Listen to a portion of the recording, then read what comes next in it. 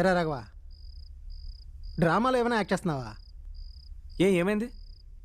అంటే నువ్వు చేసే పనులన్నీ చూస్తుంటే అలాగే ఉంది. అది కాదు, అసలు నాకు తెలియక అడుగుతాను. పొద్దున వదినేమో మేడపైన గాజులు వేసుకొని నన్ను భయపెడతావా అని అడిగింది. ఇప్పుడు నువ్వేమో డ్రామాలు ఆడుతున్నావు అంటున్నావు. మీ కళ్ళకి నేను జోకర్లా కనపడుతున్నా? నీకంటే మేమంతా జోకర్లా కనపడుతున్నావా? కాళ్ళకంటే పసుపు. అబ్బా, దాచుకుంటే తెలీదా? ఏంటా చూపు? అడుగుతున్నానుగా. ఆ పసుపు ఎక్కడి నుంచి వచ్చింది? నాకు తెలీదు. నీకు తెలియకుండా నేను నీ కాళ్ళకి పసుపు అంటిందా? రేయ్, వాడు అడుగుతున్నాడుగా, చెప్పరా.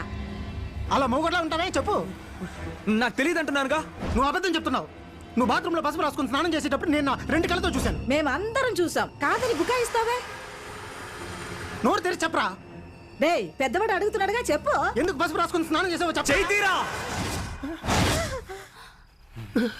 రాఘవా, రే ఏమైందిరా?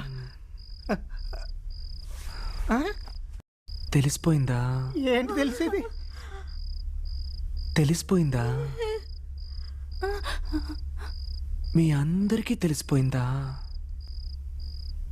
సరే, వదిలేయండి. వదిలేయండి అంటే?